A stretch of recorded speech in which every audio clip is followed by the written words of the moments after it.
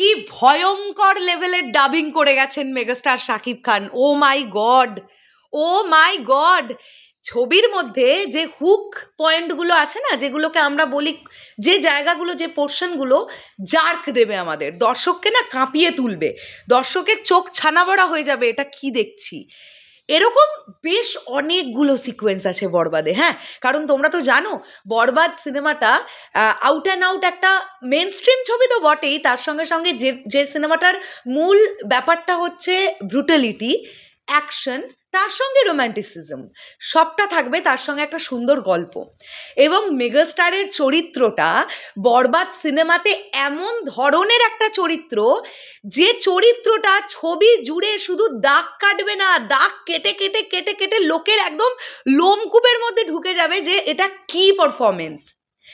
এইরকম একটা পারফরমেন্সের সঙ্গে অবশ্যই ইম্পর্টেন্ট ছবির ডাবিং কেমন হচ্ছে বা ডাবিং কেমন হলো। তোমাদেরকে বলি, মেগাস্টার শাকিব খান যা ডাবিং করে গেছেন না ইন্ডিয়া থেকে, তোমরা ভাবতে পারবে না।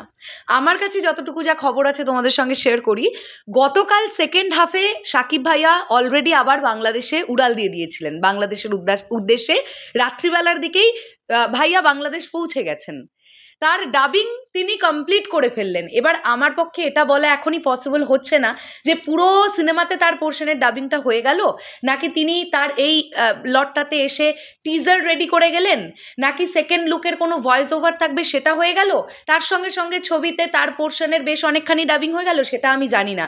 কিন্তু যেটা জানতে পারছি যে মেগাস্টার যা ডাবিং করে গেছেন, তিনি যে ভয়েস দিয়ে গেছেন, তিনি যেভাবে ডায়লগ ডেলিভারি করেছেন, গুজবাম্পসের এক্সটেন্ড লেভেল হয়ে গেছে, তোমরা ভাবতে পারবে না। বরবাদ সিনেমার এক ফার্স্ট লুক মোশন পোস্টারে শুধু একটা সাইলেন্সে সব সাইলেন্স হয়ে গিয়েছিল। ওই সাইলেন্স বলার যে ধরনটা, বরবাদ সিনেমাতে এরকম প্রচুর ডায়লগ, প্রচুর মোমেন্ট, যেই জায়গাগুলো শুধুই মেগাস্টারের, মানে তিনি ছাড়া স্ক্রিনে আর কিছু নেই, কিছু যদি থাকেও কোনো দিকে চোখ যাবে না দর্শকের চোখ আটকে যাবে মেগাস্টার শাকিব খানের চরিত্রটার মধ্যে। এমন একটা ভয়ঙ্কর লেভেলের চরিত্র নিয়ে মেগাস্টার হাজির হতে যাচ্ছেন বরবাদে। মেহেদী হাসান হৃদয় ভাইয়া খুব হ্যাপি, ভীষণ ভীষণ ভীষণ happy. Captain of the ship বলছেন যে মেগাস্টার না থাকলে হয়তো আমি বরবাদটা যেভাবে দেখেছিলাম আমি বাস্তবায়িতই করতে পারতাম না। মানে যদি শাকিব ভাইয়ার জায়গায় অন্য কোনো অ্যাক্টর কাজ করতেন, আমি এই ব্যাপারটা বারই করতে পারতাম না, আমি যেটা চাইছি। এটা মেগাস্টার শাকিব খান বলেই পসিবল। আরও একটা বিষয় মেহেদী হাসান হৃদয় ভাইয়া বারংবার বলছেন, সেটা হচ্ছে প্রডিউসার্সদের ব্যাপারে, যে রিয়েল এনার্জি প্রোডাকশন এবং ঋদ্ধি সিদ্ধি এন্টারটেনমেন্ট তারা যেভাবে মেন্টালি সাপোর্ট করে গেছে এবং ফিনান্সিয়ালি সাপোর্ট করে গেছে বরবাদ টিমকে এবং মেহেদী হাসান হৃদয় ভাইয়াকে, টিল নাও আজকের ডেটে দাঁড়িয়েও সাপোর্ট করে যাচ্ছে, যে পরিমাণ একটা সুন্দর অ্যাকোমোডেশনের মধ্যে পুরো ব্যাপারটা হয়েছে তোমরা খুব ভালোভাবেই জানো। বড় অঙ্কের বাজেট ছাড়া গ্র্যান্ড স্কেলে ছবি নির্মাণ অসম্ভব আজকের ডেটে দাঁড়িয়ে। তো তোমরা এখান থেকেই ফিল করতে পারছো যে বরবাদের বাজেট কি। আরও ফিল করবে বরবাদের এক্সিকিউশন দেখবে যখন হলে গিয়ে। আমি এর থেকে বেশি কিছু বলবো না। যখন এক্স্যাক্টলি সেই দৃশ্যটা দেখবে না, যেটা কে সেরা সেরা স্টুডিওতে শ্যুট হয়েছে, তোমাদের গায়ের লোমকূপ খাড়া হয়ে যাবে, তোমরা সিটি দেবে, চিৎকার করবে, হাততালি দেবে। তোমরা আজকের ডেটে দাঁড়িয়ে আমার কথাটা মিলিয়ে নিও, যেদিন বরবাদ রিলিজ পাবে তোমরা আমাকে নিজেরা বলো যে দিদি হ্যাঁ এই দৃশ্যটা দেখে আমরা চিৎকার করেছি, এই দৃশ্যটা দেখে আমরা সিটি দিয়েছি, আমরা হাততালি দিয়েছি। এটা আমরা কি দেখলাম, যা আমরা দেখলাম তা আমরা বিশ্বাস করতে পারছি না এখনো। এবং বরবাদ দেখে বেরোবার পরে না একটা মাহলের মধ্যে থাকবে সবাই, মানে বুঝতে পারবে না যে কি বলা উচিত।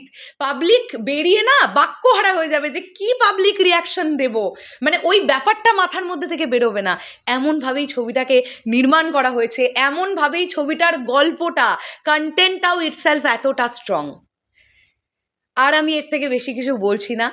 ভাইয়া এত এত গুণী একজন মানুষ না, সত্যি কথা বলতে কি, মানে একদম গিলে খেয়ে নিয়েছেন, অভিনয়টাও গিলে খেয়ে নিয়েছেন।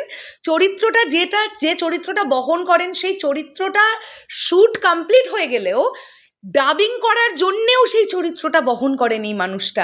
মানে আমি নিজের কানে এটা শুনলাম, এক্সপিরিয়েন্স আমার কাছে শেয়ার করা হলো টিমের তরফ থেকে, যে ভাইয়া ডাবিংটা দিতে ঢুকবেন আর কি। তার আগের আধ ঘন্টা উনি স্টুডিওতে একটানা বসে আছেন, উনি চরিত্রটার মধ্যে ঢুকেছেন যে আমি কিভাবে কথাটা বলবো। উনি যেভাবে শটটা দিয়ে এসছিলেন ওনাকে তো সেইভাবে সেই ফিলিংসটা নিয়ে ডাবিংটা করতে হবে, নাহলে তো ব্যাপারটা জমবে না। তো সেই জন্য ভাইয়া আধ ঘন্টা থেকে 1 ঘন্টা শুধু চরিত্রটা ঢোকার জন্য নিজে একটানা চুপ করে বসে থাকেন, তারপরে তিনি ডাবিং রুমটাতে ঢোকেন, মানে স্টুডিওটাতে ঢোকেন। তারপরে যেটা হয়েছে সেটা ইতিহাস, ভয়ঙ্কর লেভেলের ডাবিং, ভয়ঙ্কর লেভেলের। চলো শেষ করলাম ভিডিওটা, আসছি আবার খুব শিগগিরই নতুন কোনো ভিডিও নিয়ে। তোমাদের কি বক্তব্য সেটা অবশ্যই কমেন্ট করে জানিও। আর তোমরা অনেকেই আমাকে এই প্রশ্নটা করছো যে দিদি কোথায় কোথায় কি কি হচ্ছে, ইন্ডিয়ার কোন প্রান্তে কি কি পোস্ট প্রোডাকশন হচ্ছে সেটা বলে দাও। দেখো আমি যতটুকু জানি কলকাতায় ডাবিং হচ্ছে, মুম্বাইতে কালারের কাজ চলছে, ওকে। কলকাতাতেই ছবির এডিট হয়েছে এবং ডাবিং হচ্ছে কলকাতায়, আর কালার গ্রেডিং এর কাজটা হচ্ছে কিন্তু মুম্বাইতে, কারণ বেস্ট টিমকে দিয়ে কালার করানো হচ্ছে। ভিএফএক্সও প্রচণ্ড উন্নত মানের থাকবে এই ছবিতে। তো আমরা আশা রাখছি সবাই যে এক্সিকিউশনে আমাদের কোনো আমরা খুঁত কাটার জায়গা পাবো না বরবাদের থেকে। দেখা যাক কি হয়। শেষ করলাম ভিডিওটা, আসছি আবার খুব শিগগিরই। তাহলে এখনের জন্যে টাটা।